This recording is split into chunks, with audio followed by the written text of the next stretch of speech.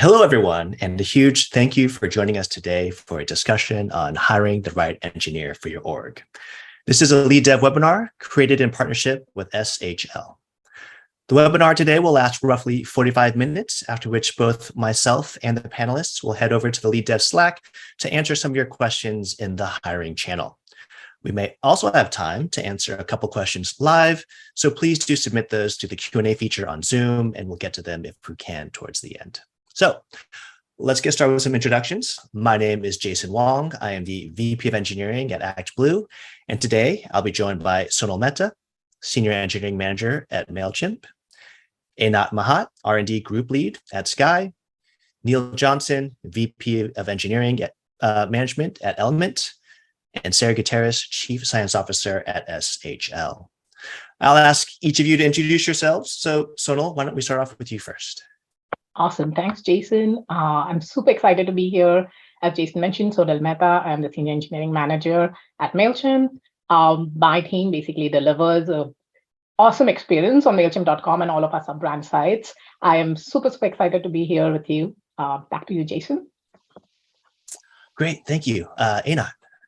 Hi, I'm Anat Mahat, Group Dev Leader in Sky. I'm an experienced engineering manager with vast experience in building high-performance scalable systems and leading strong velocity teams. I'm passionate about people's growth and development and lead with a people-first approach. I'm very excited to be here. Thank you. Okay, wonderful. Neil. Hi, I'm Neil. I head up engineering management at Element. Element builds out a project called the Matrix Protocol, which is an open standard for secure decentralized communications. We're basically doing WhatsApp for governments.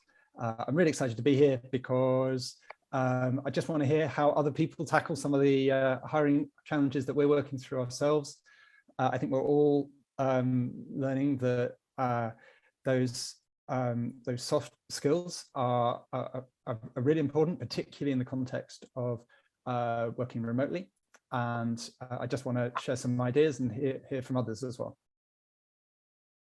Excellent, thank you. And last but not least, Sarah. Thanks, Jason. So as Jason mentioned, I'm Sarah Gutierrez, Chief Scientist for SHL. I've got about 2 decades of experience now in the talent assessment industry.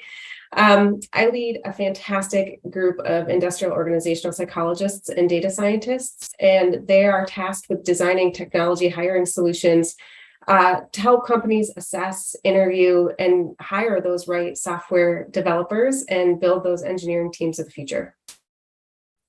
Awesome. Thank you so much. It is wonderful to have you all here. So today's topic is about hiring the right engineer for your org.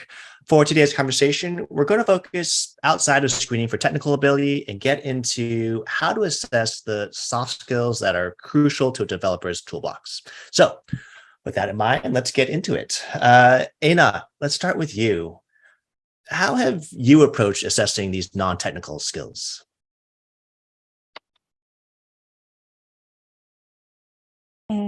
Thank you. One approach that worked well for me is compiling a list of what is important to the organization, both soft skills and values we look for in candidates in order to assess cultural fit.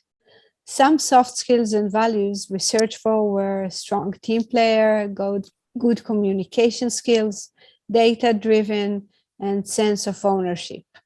For each candidate process, we had several interviewers. Each one was assigned a few items from the list to check for in the candidate, sometimes with overlap between interviewers. There are also sample questions, like a bank of questions for each item on the list. And in the reports we filled after the interview, we wrote down reasoning, not only our opinion, but also backed it with data. This was discussed in the hiring committee we've conducted before the decision, and we concluded this is a good systematic way to predict whether or not the candidate is a good fit for the organization. Awesome.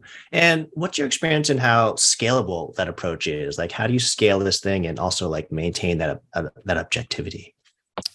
This is a very good question. In order to scale and remain objective, we could handle the process without the interviewers talking to each other throughout the process. So no integration needed, and also less bias before another interviewer meets the candidate. And we were documenting the score per soft skill or value, and relying on the data. But also in the end of the process, we compared notes and had a complete picture of how we all saw the candidate, and we could evaluate. Nice. So I think I heard it: structured interview, divide and conquer, good, like making sure we don't share much in between sessions so that we can get unvarnished opinions. And document. Awesome. And documenting. Sorry. Excellent. Sarah, in our prep meeting, we talked about some of the benefits of expanding like just beyond technical interviews. What does your research say about this? Yeah, I think it's a good question. And what Enid was saying about the additional culture fit being really important to what they were looking for, in addition to the technical skills, that's really important for organizations to understand. So we've been observing in the field that, these skills that are required for success in the technical roles are changing at breakneck speed. Technical skills tend to become outdated more and more quickly as our years go on. And so if you're hiring for these roles and only seeking those technical skills, you may end up missing the broader set of potential that candidate could need in the future. So you may have an employee that can do the work today if you hire for those technical skills, but in a year from now, when those technical specific skills are outdated, is that employee going to be functional for you? Maybe or maybe not. And some of that comes back to these key competencies around that soft-sided or the cultural fit, what Enid was saying around communication, ability to work with others, and really willingness to learn or ability to learn. So if their current technical skills become outdated as the technology progresses and evolves, can that person move along and evolve with the technology so that they can stay up to speed with those technical skills? That's so interesting. I think that like rings true a lot with my experience in terms of like the way that the landscape has evolved. How do you figure out for a team like which questions are the right ones to ask? Yeah, I think it's a good question. And, there's multiple ways to get at this. The most robust process for understanding key competencies that are required for success in role would be a job analysis. And what a job analysis is essentially a systematic way to determine what does a role need to be successful, and then documenting and understanding what those skills, duties, accountabilities, or even accountabilities and ability through surveys or potentially focus groups. And from there, once you have that documented and an understanding of what does a role require for success, you can turn to understand how would we measure those in a robust and scientific manner to understand a person's potential for success in that role. Oh, interesting. Focus groups. Like, I don't think I've ever done a focus group on a candidate. What would that look like? Well, you would do this before you get to the candidates. So you would want to do this maybe with your incumbents or with managers of those incumbents of the roles, folks who understand what does good look like when we go out to hire, what is going to make somebody successful based on the day-to-day activities the person will need to do. And so you gather those folks together and you would start talking through what are the requirements of the job, what are the day-to-day tasks, and breaking it down into really individual, what do you do when you sit down in the morning? How does that work? Yeah. From there, you can start to build out on critical incidents to understand more deeply, if you experience this, what are the appropriate responses and what would be a marker of success? And that can help you get to that broad picture of, again, what will good look like and what do we want to be hiring for? That's awesome. I think what I've done in the past is I thought about like shapes of candidates in terms of like their skills, their abilities, and then not just the shape of the candidate themselves, but what are the different types of shapes that we as a team or organization can support as a way of finding like sort of that match between both sides of the equation. Neil, so we've talked about asking questions, but it's not just about, what questions you ask. Sometimes it's also about how you ask them. And how do you ask questions in the right way to get as much data as you can out of them? Yeah, I mean, at Element, we certainly found the style of question asking yielded completely different results, and it was very important to be really conscious about the impact of how you're asking people to respond, because just the act of communication, there's a set of sort of related soft skills that go along with that, and you can easily find yourself starting to privilege certain skills that maybe are nice to have but aren't really the things that you care about most, and so you're disadvantaging perfectly good candidates if you're not really thinking about it. So a concrete example might be when we're hiring engineering managers, we have a set of sort of basically, I think, pretty standard behavioral management questions. And we used to just basically have the interview, ask the questions, and then have a bit of backwards and forth about it. But what we realized is we were asking people to do a bunch of extra things that weren't really core to the question. Like they had to be able to think on their feet. They had to very, very confidently be sure that the example they'd only just recalled was a really, really the best one that they had in their mind. And in the back, their brain's furiously saying, "No, stop! Tell me this other tell me this other example." But they've already started, so there's a sort of confidence part to it as well. And something that we changed was to actually just share those questions with the candidate ahead of time, so that they had a proper opportunity to really consider this quite deeply. And then they could come feeling sort of confident and prepared for the interview. And what we found was that the quality of the answers went through the roof. And because the format was still a little bit of backwards and forwards, so the candidate still had to be able to talk with nuance and depth and for the follow-on questions. But it also showed us something else that we weren't necessarily expecting, because some folks really were putting a lot of effort into that preparation piece, and some folks were perhaps, basically just going to wing it, and that was also sort of interesting in itself.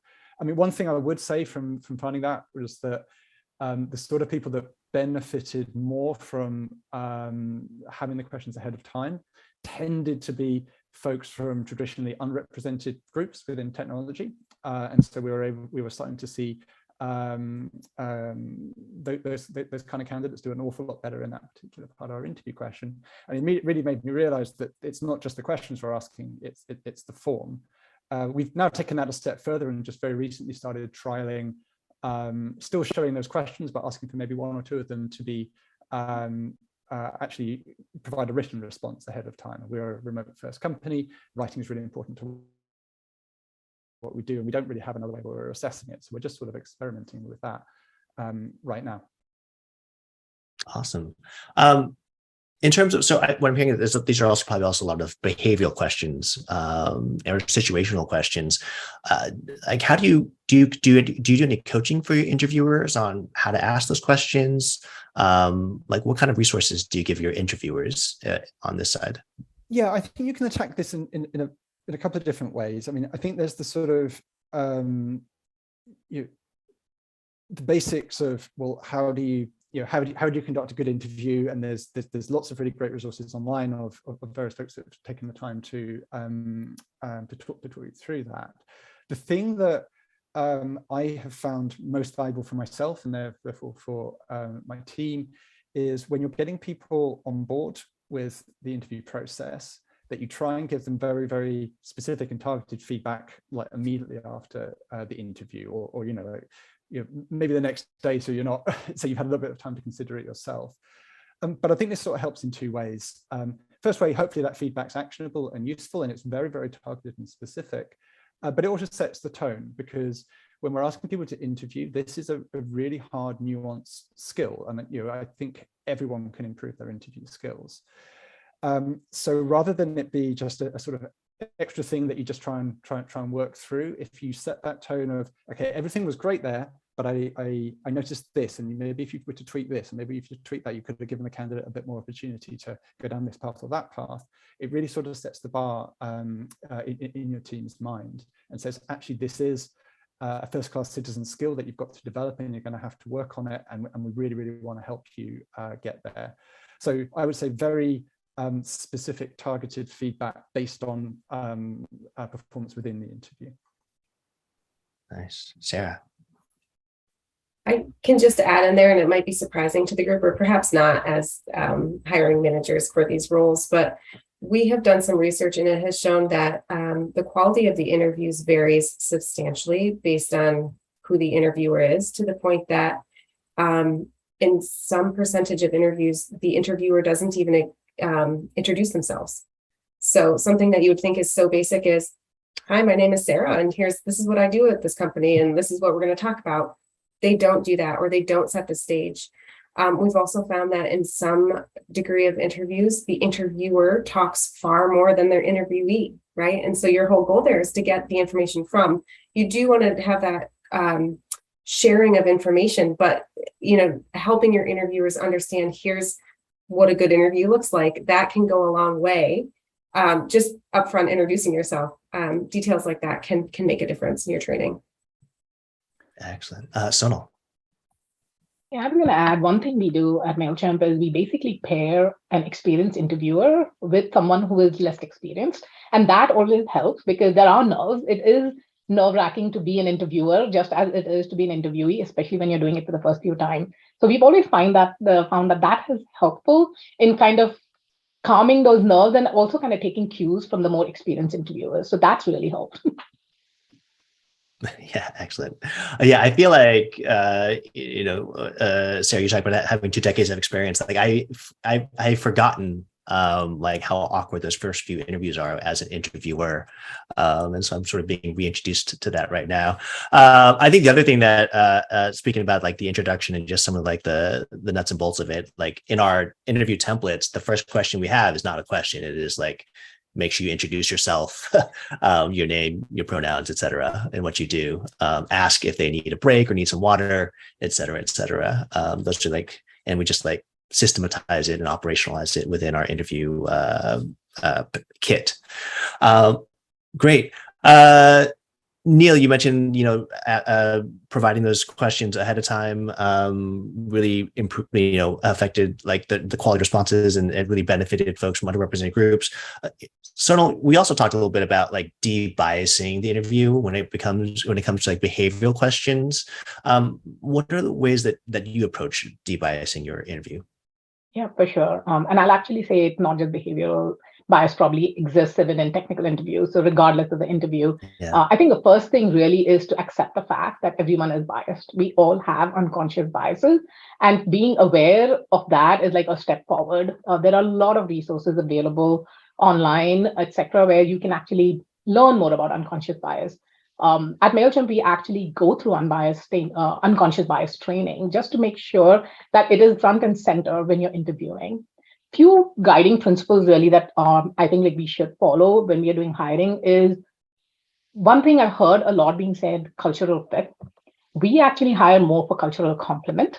So I feel like when you think about cultural fit, it feels more like you're talking about someone you can probably go out for coffee with or go out, have beer with. But cultural complement is kind of more thinking from a perspective where it is somebody who may not be like you, but is a complement to the work that you're doing. So kind of changing our thought process a little bit over there.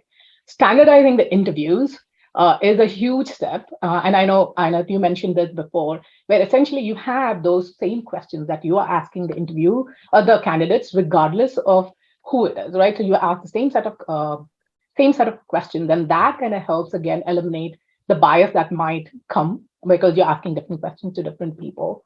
Another thing, I feel like you can kind of eliminate bias in a little way is by the way you approach an interview. If you kind of approach it with that attitude that you expect the candidate to succeed, rather than trying to trap the candidate into saying something, it kind of shifts your thought process as well.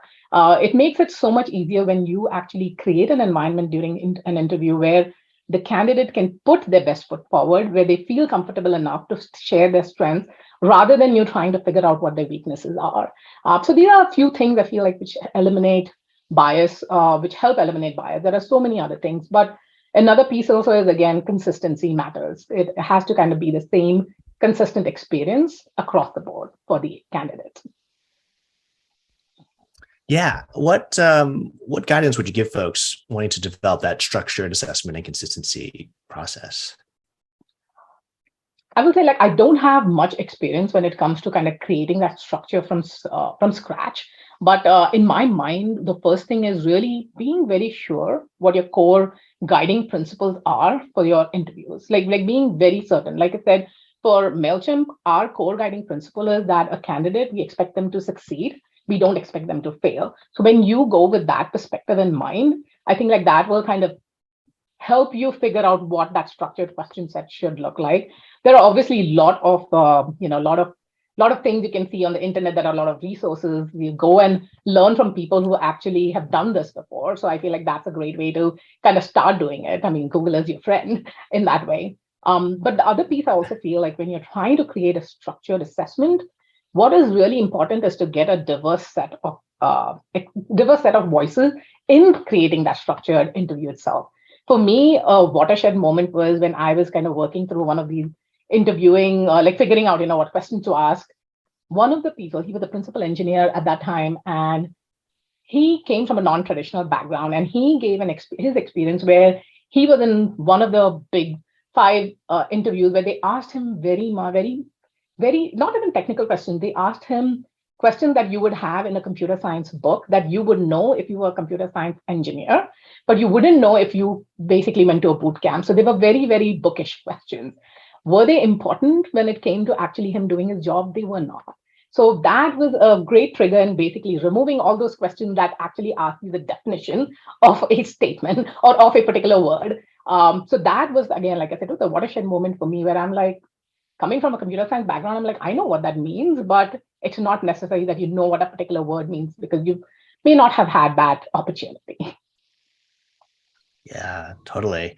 I also think about like what are questions that are sort of closed form questions versus open form questions. Like what I'm interested in an interview is how do I discover the knowledge boundaries and the skill boundaries of a candidate? And like asking a point question of like, do you know this term? Tells me like whether this is inside or outside your knowledge boundary, but it doesn't give me information as to where your boundary actually is and how do we explore like that further, right? Which I think is super, super interesting. So standardized interview, knowing what good is, I mean, that sort of points to like a rubric of some sort, right? And I think, Neil, we talked a little bit about how do you build a rubric for these soft skill questions? I mean, I think it really builds on the point from Sonal that you've got to make this stuff consistent. And Sarah was talking about it also, the variance between, even in a given organization, the variance of the quality of interview given is going to, there's going to be a lot of different qualities of that. But you can really help by trying to set out very, very clearly exactly what it is you're trying to get from these questions. So I think in this area, I think I sort of see two main approaches. Sometimes people are trying to kind of ask one thing, and as part of that, they're trying to sort of assess some other skill alongside it, or you just ask the question like direct head on. I think it's an awful lot easier to write the rubric when it's that sort of head on and very explicit approach, and really. What you're giving your interviewer is, what the question should be, but also some discussion of what the actual goals of that question are, because it's easy to assume that the interviewer will just infer it. And then some examples of what good looks like and what bad looks like. To someone's point, you're trying. You want to assume people are going to be successful, so you're trying to give them every opportunity, but you've got to give your interviewer a sense of what you're really looking for. So I found what's most valuable is not so much, oh, here's the model answer, but much more, here are the characteristics we would expect to be present in an answer that we thought was good. And here are some characteristics that you might want to look out for if an answer is maybe a little weaker. So, for instance, if you're asking someone, say again, it's an engineering manager's question, and you're asking them, oh, talk me through a time when you had some sort of conflict that you had to work through. Examples of good are going to be things like, well, did they lay it out very concisely? Were they able to give you confidence that they sort of understood the broader context in which this conflict was playing out, and that they understood the sort of viewpoints and perspectives of the various parties involved? Whereas maybe red flags on this would be conflicts that either perhaps really weren't that meaty, because the person, not through their faults of themselves, but perhaps they just haven't had that much experience as a manager, so they didn't have that much to draw from. Or alternatively, perhaps the question is it didn't really get resolved. Like the immediate flare-up was sorted out, but the actual underlying tension just didn't seem to have been resolved fully. So that's the way that we found to get good value, and the way that we sort of I guess iterate then on that. You give folks these rubrics, and you see how the question plays out. And from what I was sort of touching on earlier, where you're constantly trying to think through the question after the interview and say, well, how did that actually go? That's when you can start improving your rubric and improving the nuance with which you have there. But we're talking, maybe like half a page for each question. I think anything more than that is just way too much for your interviewer to sort of have in their mind at any given moment. Yeah, totally. A couple of things came to mind there. One is like from an interview, we talked a little bit about like interviewing being a skill, but I think a lot of times in these behavioral questions, like there is that skill of, if a candidate gives you a very generic answer, how do you then dig deeper into like getting to a specific sort of example? And then, on the back end of that, you were asking this question, I think, of getting into, are we getting the signal that we're looking to get from this particular question, right? Is it actually achieving what we want to achieve? Are we finding out what we want to find out? Yeah, absolutely. Right? Yeah. Sarah, I'd love to get your thoughts. I feel like you probably have all sorts of data and guidance around some of this stuff. Like, what does the research say about it?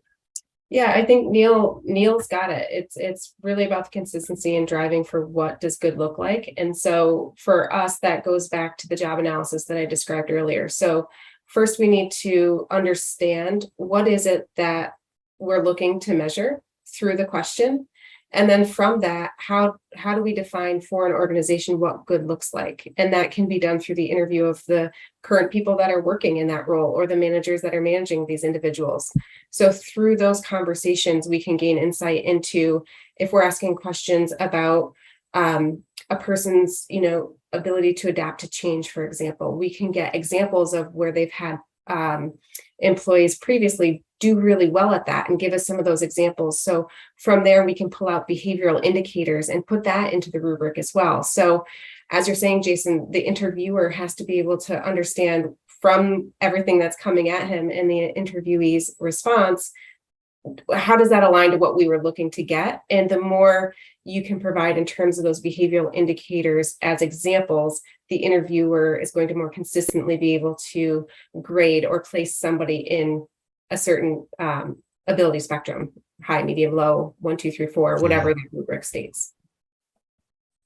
Nice. Awesome. Thank you.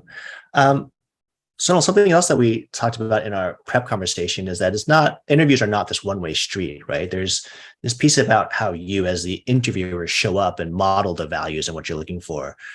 Can you talk a little bit more about that? Yeah, for sure. Whenever I approach an interview, I think I'm as much in the hot seat, so to speak, as the candidate is. And I feel like that approach has helped me, because one thing is I do want to bring my genuine self to the interview. It is very, very important that the candidate knows exactly what to expect. So speaking the truth in the interview is like very, very important. There will be difficult questions that are asked. And ensuring that you actually reply in the way where when the candidate actually make an offer and they come to the company, it's not a surprise to them where you painted one picture, but it's a different thing that they see altogether. Overall, I really feel like in an interview, you need to bring your genuine self. That way there are no surprises later on. And then we always open up, like I think pretty much every company does that, where you leave the last 15 minutes for the candidate to ask you questions. And to me, again, like that's the point where the candidate needs as much of the same kind of questions answered on whether you are the right fit for them. So it's not just about thinking whether the candidate is right for the company, but is the company right for the candidate? And for them to be able to make that decision. Having that mindset, again, in my mind, helps kind of even the bar and make it more of a two-way street than a one-way street when it comes to interviewing. Awesome. Random aside, when that time period that we have for candidates to ask questions, I don't use that as any part of my evaluation. Like, I'd love to just do a quick roundtable. Am I missing out? Is that the wrong thing to be thinking? Is that the right thing? Like, where do you all lie on that? Sonal. Yeah, I would say personally for me, I would not take it completely out of the evaluation. While I do want it to be a safe space, if a candidate does not ask me any questions, then I'm wondering whether they're really interested. There are always some questions, there's always curiosity. And that's also an unstructured way to kind of understand what the candidate thinks. So that's kind of their way to basically bring their, it's their way to kind of set the tone in a way, as opposed to where it's usually the interviewer setting the tone for the interview. So I wouldn't say that I don't assess at all. I do. It does matter from my perspective. Nice. I'm curious on what others think. Yeah. Anand, how about you? Actually, it's not an assessment per se, but we do look for interesting questions, and we want to see if the questions are way off or to the point. It's something that also gives us a perspective on the candidates' interest in the company, like Sonal said. Nice. Neil. Yeah, I think because it's so open-ended, it's a really great way to understand a little bit more about what the candidate values most, or potentially maybe it's a concern that they have about your organization, and it's really, really helpful signpost.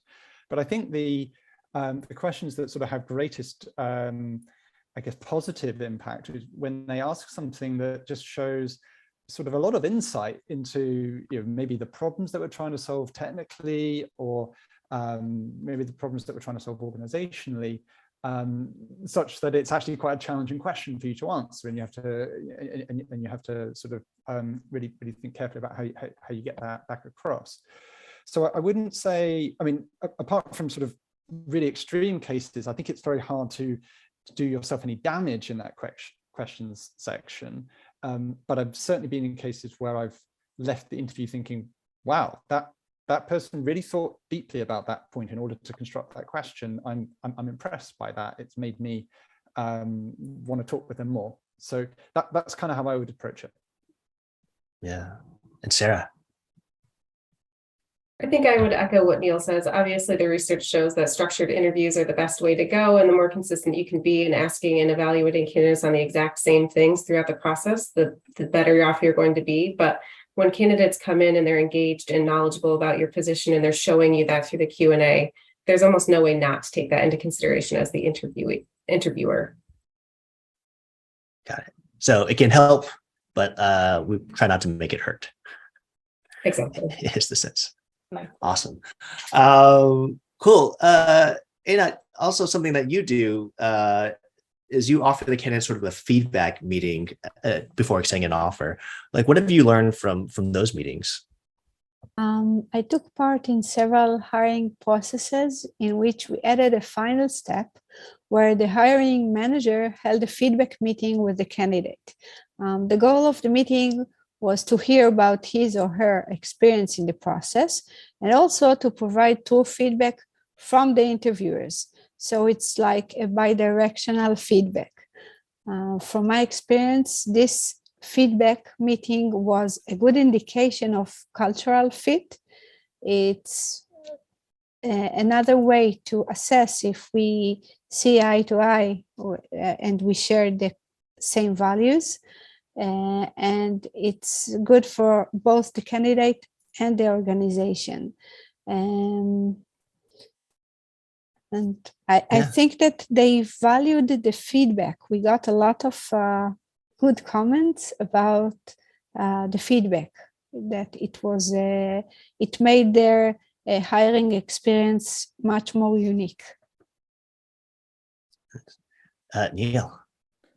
Just to sort of follow on on that, does the candidate know at that point that they are going to have the offer made, or is this sort of prior to that step? No, it's prior to this step, but it's only for people that we intend to give a proposal, extend an offer. But we also had several cases in which the candidates that didn't get hired requested feedback.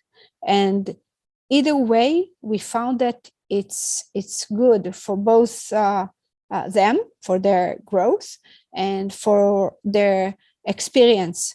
They told us the feedback we got, even though they weren't hired, they told us that they think positive things on the company and that they will recommend. And I think it was very good. Yeah, that's almost the best feedback you can get from your process, isn't it? If somebody is an advocate through having gone through it, even when there isn't necessarily a job at the end of it. Yes. Nice. Sonal. Enid, I had a follow-up question for you. When you provide the feedback, once the offer has been, like when you know you're going to give them the offer, during that feedback session, have you ever changed your idea, like, change your thought about whether you want to give them the offer or not? This is an amazing question. Actually, it never happened yet, but I think that it was more like an alignment, because what the meeting includes is you had 4 interviewers in the process. How did you feel about the HR interview? How did you feel about the another technical interview? And then we can see what you thought, what the candidate thought, as opposed to what the interviewer thought. And if the more aligned we were, it provide a good signal for good hire. Thanks for that. Thank you. Nice.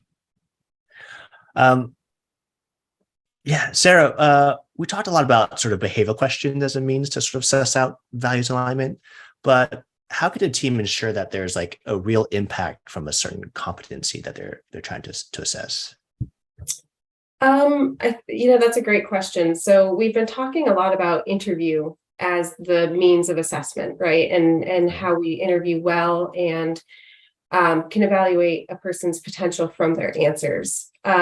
There's honestly a multitude of different ways to understand the potential a candidate might have for a specific role. Interviews could be one tool in the toolkit, but there's lots of other assessments that can also aid in further identifying strengths or developmental areas a candidate might have.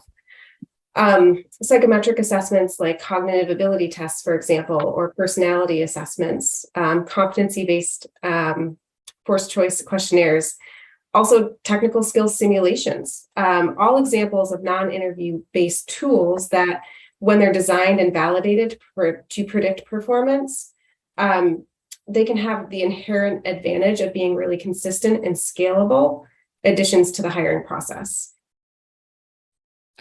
That, like, when we talked about this originally, A, blew my mind. B, was very excited to talk a bit more about this. Like, how do we design these things? Like, what's the, like, how do you go about like creating like a cognitive assessment or personality assessment or those types of things? Well, I could go on about this for hours, and you could take entire semesters of college or PhD level courses on it. So I will try to rein it in, because this is where I get excited. But really, the work to get to that inclusive, fair, and predictive assessment of a competency is really significant, and it entails a lot of data and analysis, and it is truly a science. So really, to start with, I'll go back, and it's going to sound repetitive, but you have to go back and identify and understand the construct of interest. So what is that soft skill you're trying to measure or technical skill, even if you're going for a simulation, and you want to understand what is it and how does that manifest on the job, really outlining and defining what does it mean when the person's there at their desk doing it day to day.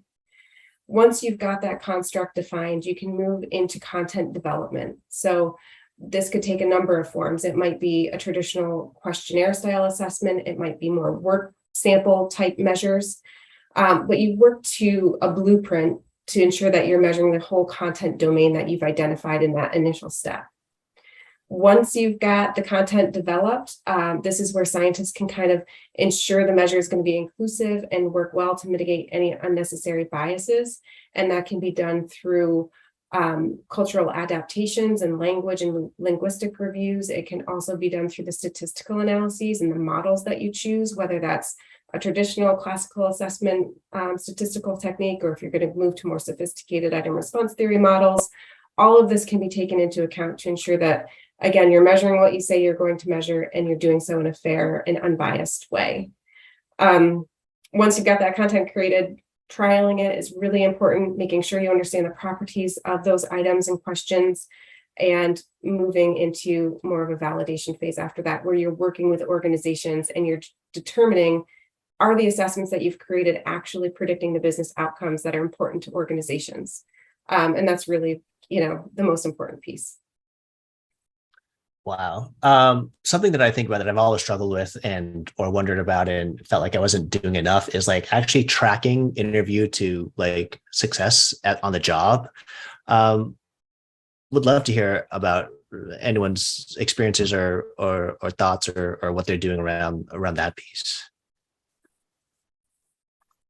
Sarah, do you have anything? I would love to hear as well. So as the assessment providers, we often get to the point of giving the assessment and getting the data on how somebody did, but we don't have that two-way street with organizations where they come back and tell us, oh, did you know we hired these individuals? So would love to hear from the panelists here, how do you track that and what value do you find in doing so?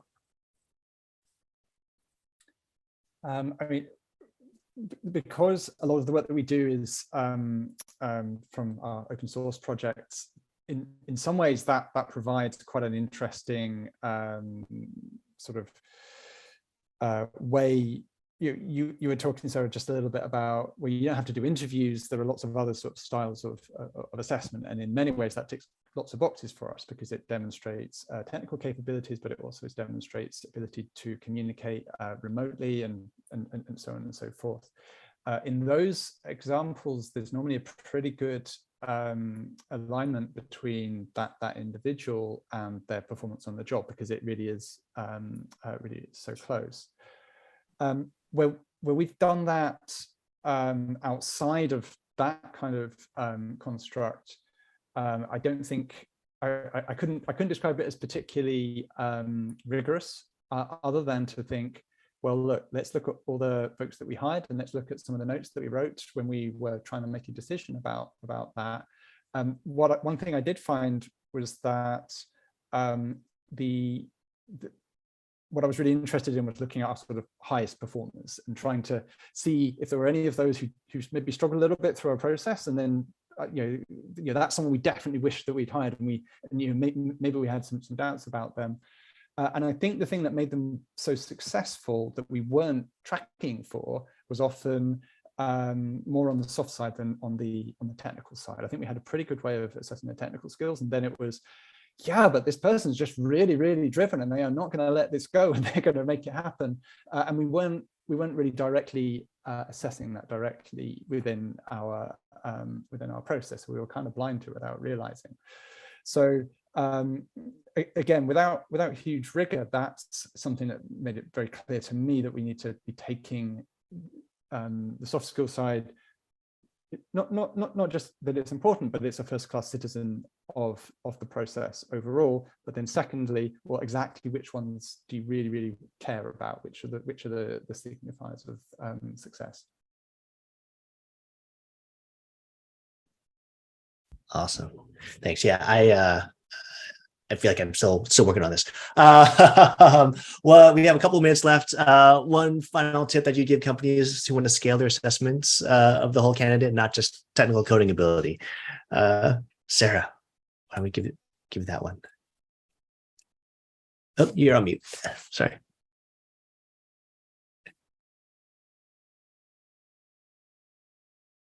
Sorry There we about go. that, having technical issues on the technical webinar. So there have been so many good points and tips provided today from all of our panelists, and lots of great information on what folks are doing around this best practice, particularly around interviews and hiring. So I guess if your question is, final tip for getting at the full person, because interviews and questions can often take a lot of resource and time to get to just a few data points, depending how many questions you can fit in. My tip would just be to consider broadening the tools in your toolkit and include more of those psychometric assessments that can automatically score candidates on multiple competencies in a consistent and scalable manner. Excellent. That's about all the time we have today. So thank you all so much for the insights. We'll be heading over now to the LeadDev Slack channel and the LeadDev Slack and the hiring channel to answer any of your questions. So please head on over there to continue our discussion. Thank you again to all of our panelists for today. Thank you all for joining us, and we hope to see you next time. Take care.